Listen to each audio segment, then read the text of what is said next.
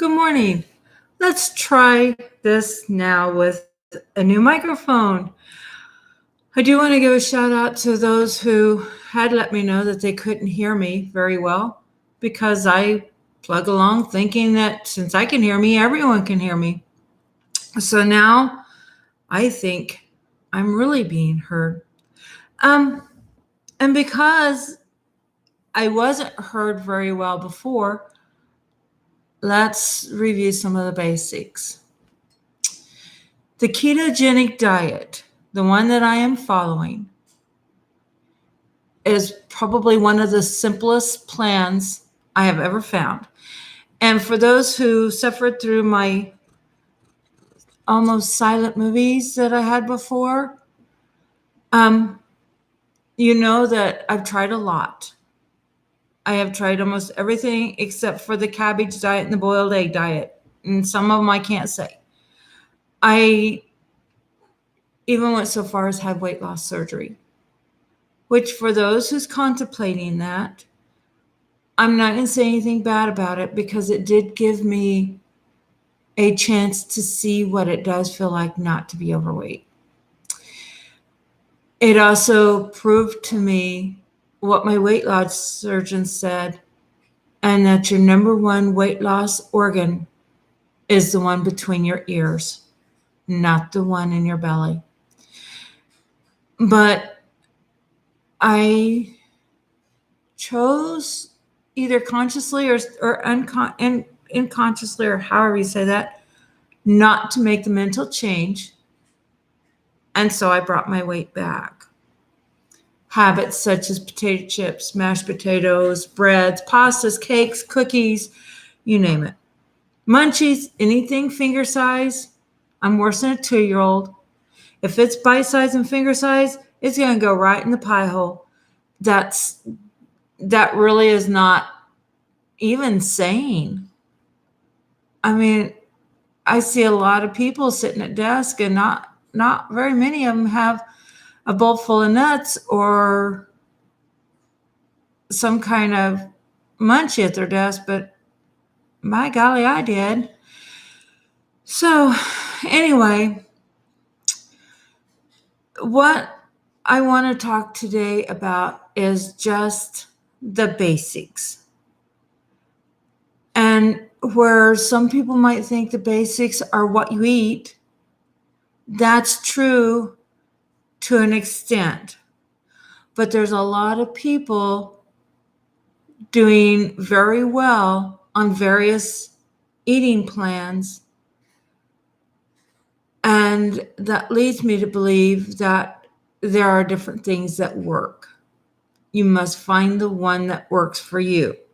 But if you don't first get your brain fixed, and you do that by education, lots of it, read, study, I know it's not the exciting part, although to me it's kind of fun. Look at some of the medical studies. Look at where we've got. Look at what's going on. Look at your ingredient list on the back of a box. Or better yet, don't buy it in a box. But, that's a different topic for a different day. And educate yourself. Another basic, and I talked to this before, is you got to change your attitude. You have to change your attitude about food. You have to change your attitude about yourself. You have to change your attitude about others. You have to change your attitude. And that's not the easy part. The food and what you eat, that's the easy part. These other things are the reasons that people don't succeed on diets. It's not that the diet failed. I'm going to say that over and over and over again. It wasn't that weight loss surgery failed. It wasn't that Weight Watchers failed. It wasn't that any other program out there failed. Now, there's research that shows different things, but look at the people that will go on these diets, lose the weight, it didn't fail. But if you'll notice the people that kept the weight off, their attitude changed. And that's the hard part. You have to get in control of your emotions. And that's not easy. First, you have to do the hard part and accept that your emotions are out of whack. That's not easy because that's some self-tough love. It's hard to tell yourself, buck it up, buttercup, you've got work to do when you don't feel like it. It's easy to tell someone else what to do, but it's hard to do it yourself. And that goes back to let me remind you why I make these videos. Because this isn't easy. Because even if the only one hearing this is me, I watch these over and over again. I'm talking to myself as much, if not more, than I'm talking to anybody who watches. I don't have very many subscribers on my page, as you can see. I'm not doing this to fix the world because that's not my job. And I'm not doing this to make money because I don't. I'm doing this for motivation. I'm doing it for support. And if my motivating and supporting myself can help and motivate and support someone else, then that's bonus for me. And I love that. When people ask me, what did you do, Condi? I can tell them. Here's another emotional thing that I had to face. After weight loss surgery, I got actually angry. Inside angry when people comment about my weight loss. The reason? I didn't deal with my emotions, my self-hatred, my bad feelings about myself and about people around me. And when people say, oh, Condi, you look good. I'm so proud of you. That's the one that made me the maddest. And why? Because my emotions were screwed up, not because somebody else did something wrong. Do you know what went through my head when someone said, I'm so proud of you for your weight loss? What went through my head is I didn't do a daggum thing but went in debt for this. The doctor did it. I had surgery. There are things that I did do, and oh no, that doesn't make anyone proud. But I go under the knife and they're all proud of me. That was ugly thoughts. It's no wonder I gained my weight back. I didn't fix the most important diet organ there is. That's the one between my ears. I did nothing to fix how I felt about myself. I thought I was a loser and that the only way that I could fix myself was with surgery. Now, my surgeon, his clinic was great, and they had psychotherapists and stuff there that help you with stuff, but they don't know what you don't tell them. And you don't tell them what you don't know. I didn't realize how bad I hated myself.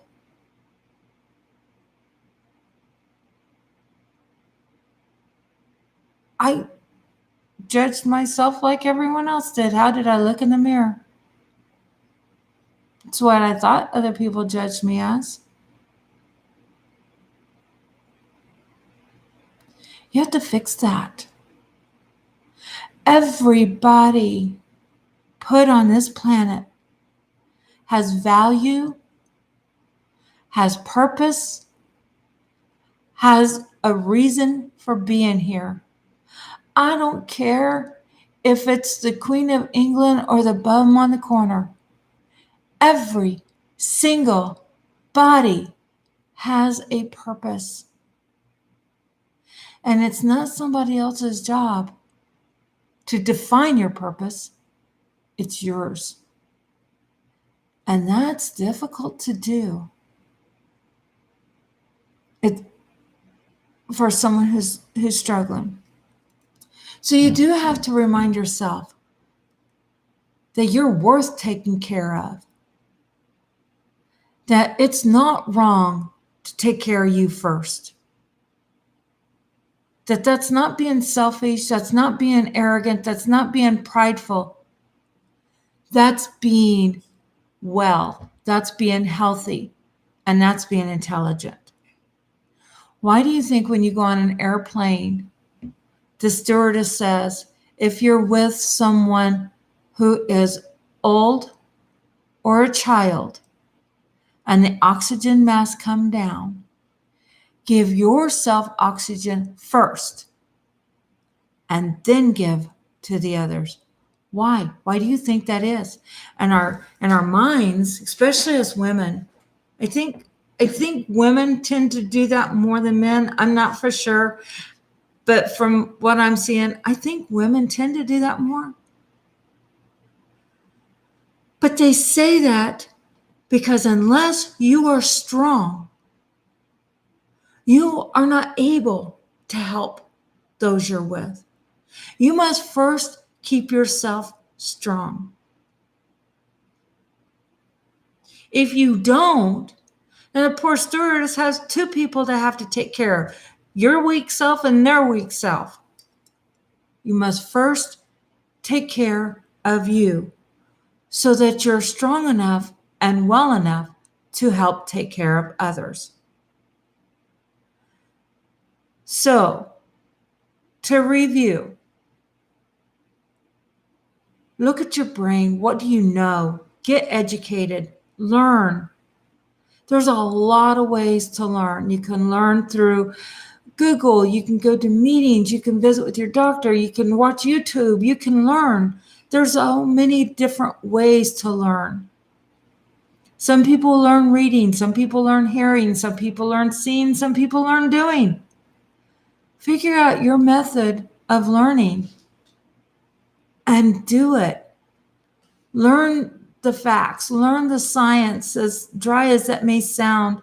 I don't really have a scientific mind, so that's the I have to take the science part in very small doses. But even Mary Kay says you can eat an elephant if you just do it one bite at a time. So I get very small science stuff, and once it starts sounding like Charlie Brown's teacher to me, I turn it off and I go to something else. And I just absorb the small amounts that I learned. And unless you have Alzheimer's, once you learn it, you're not going to unlearn it. Fix your emotions. Love yourself. You're worth it. Don't allow excuses and don't allow your perceived thoughts of what other people are thinking and feeling about you affect your life and health. Fix your attitude. Food is not your friend. It is fuel. That's all it is. Comfort food creates the most discomfort. Why is it a comfort food? That goes part of the brain thing. You learn what's it doing in your hormones, what's it doing in your mind, what's it doing with your chemistry. And then look, is that really very comforting? Just because you feel good for a minute, you may feel like crap in 10. Then you've learned how to fix your attitude. Yeah. Get the attitude, it doesn't matter what someone else says. You're doing this for you. You're not doing this to find a husband. You're not doing this to please your husband, wife, children, grandchildren. You're not doing this so that other people might think you look good. You're doing this for you. And that's not prideful, and that's not selfish, and that's not arrogant.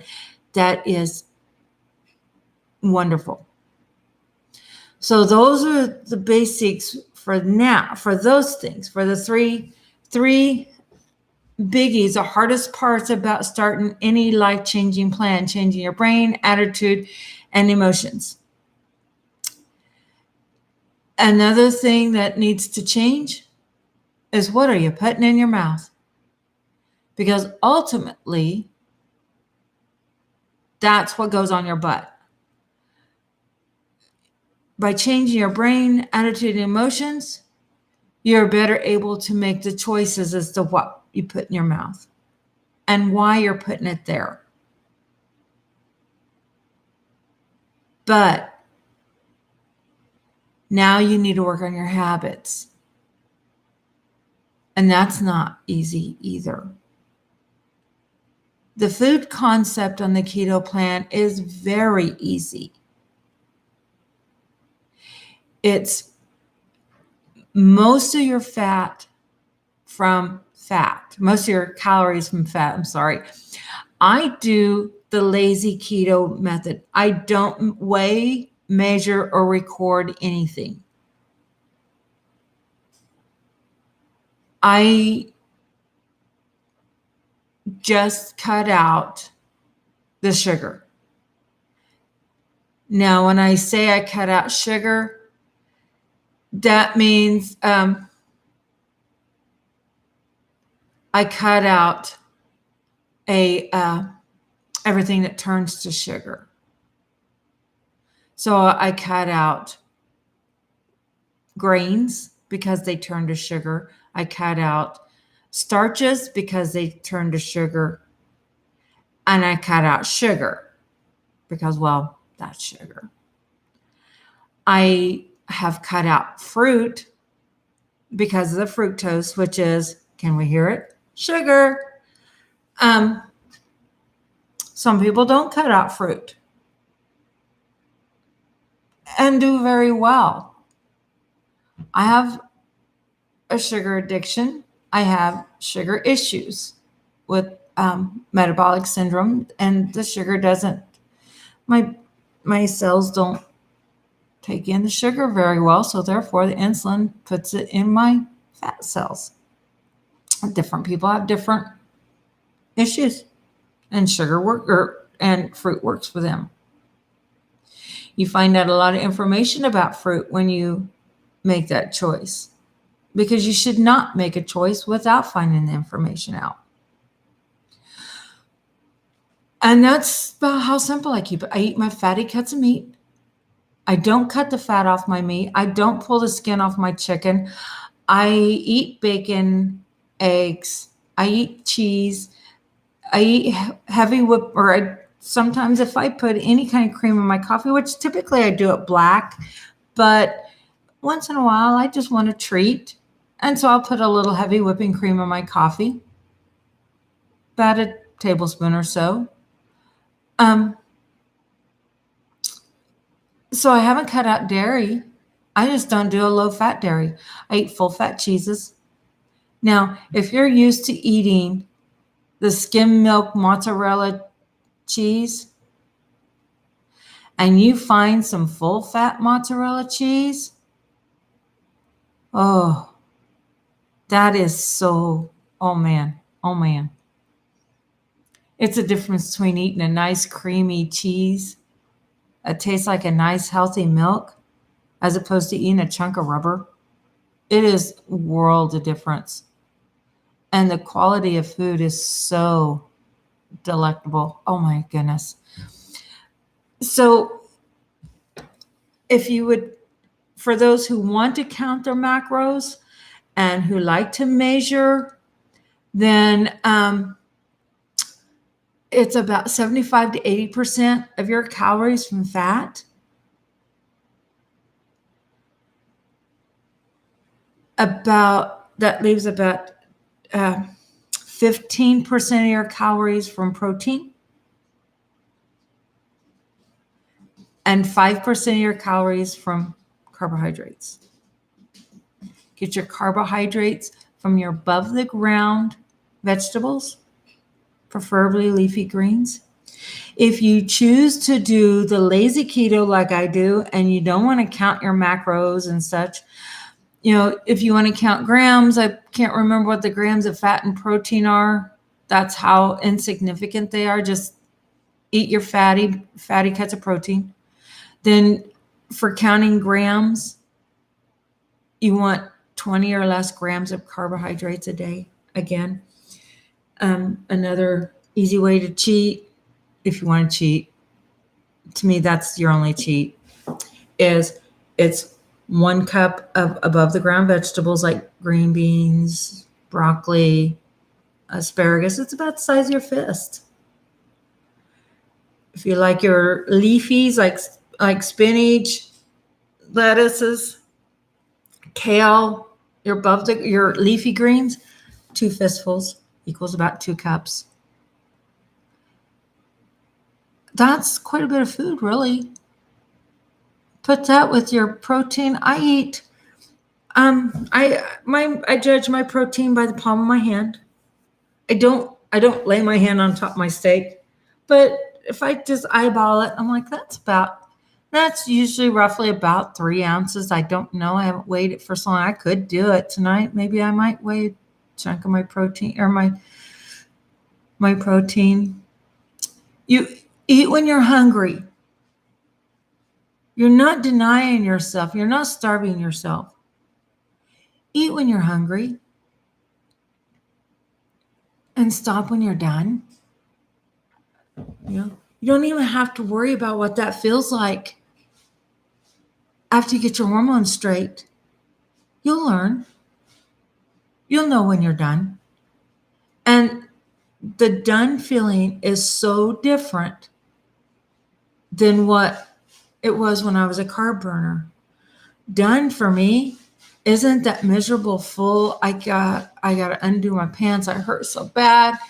I'm bloated, making all kinds of publicly incorrect noises with my body. You know what I mean? But now, done is, I just don't want to swallow it. I'm done. Can't eat another bite. Not that I can't fit another bite in my tummy. I can't make it go down the throat. I'm done. Yeah. I don't. If I overeat, like last night, coming back from Wichita, I decided to stop at Subway and get a salad. I do meat and I do spinach instead of lettuce on it. And, all the vegetables I want. And I bring it home and I eat. I don't have them put the dressing on it because your bottled dressings, they are full of not the best fats and they got sugar in them. So I make my own dressing at home and it's easy. I like ranch dressing. I'm like a ranch dressing snob. I'm very, very, I love my ranch dressing. How can I say it? And mine has good healthy fats and it has no sugar added. So I don't have them dress it. Last night, I was miserable full. I had too many vegetables, bloated, and it happens. I just know today, I'll probably stick to more of a carnivore plan, doing more animal products and less plants. My kitty's tacking my fingers down here. But, you'll learn what your body wants and you'll learn the difference between a craving and what you might want.